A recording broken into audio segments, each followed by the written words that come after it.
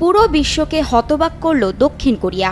হঠাৎ সামরিক আইন জারি, আবার কয়েক ঘন্টার ব্যবধানে তা বাতিল করা নিয়ে হইচই বিশ্বজুড়ে। কি হচ্ছে দেশটিতে?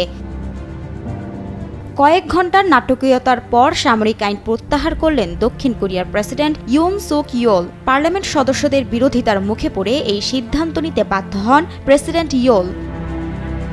গত ৩ ডিসেম্বর স্থানীয় সময় গভীর রাতে হঠাৎ সামরিক আইন জারির ঘোষণা দিয়েছিলেন দক্ষিণ কোরিয়ার প্রেসিডেন্ট ইউন সুক ইয়োল। আচমকা দেশটিতে বন্ধ করা হয়েছিল রাজনৈতিক কর্মকাণ্ড। সামরিক আইন জারির এই পদক্ষেপ সারা বিশ্বে দক্ষিণ কোরিয়ার সবচেয়ে ঘনিষ্ঠ মিত্রদেরও হতবাক করেছিল।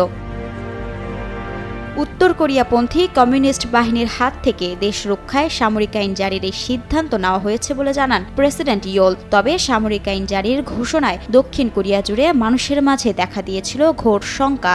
আর হবেই বা না কেন? দক্ষিণ কোরিয়ার ইতিহাসে ৪০ বছরের মধ্যে প্রথমবারের মতো জরুরি ভিত্তিতে সামরিক আইন জারি করেছিলেন প্রেসিডেন্ট ইয়োল। এদিকে সামরিক আইন ঘোষণার পর প্রেসিডেন্টের পক্ষ থেকে সেটি প্রত্যাহারের ঘোষণা দেওয়া হলে পার্লামেন্টের বাইরে অবস্থানরত বিক্ষোভকারীরা উল্লাস শুরু করেন। তারা ইউনের সামরিক আইনের আদেশ অমান্য করার পাশাপাশি প্রচণ্ড ঠান্ডা উপেক্ষা করে রাতভর সেখানে কড়া অবস্থানে ছিলেন।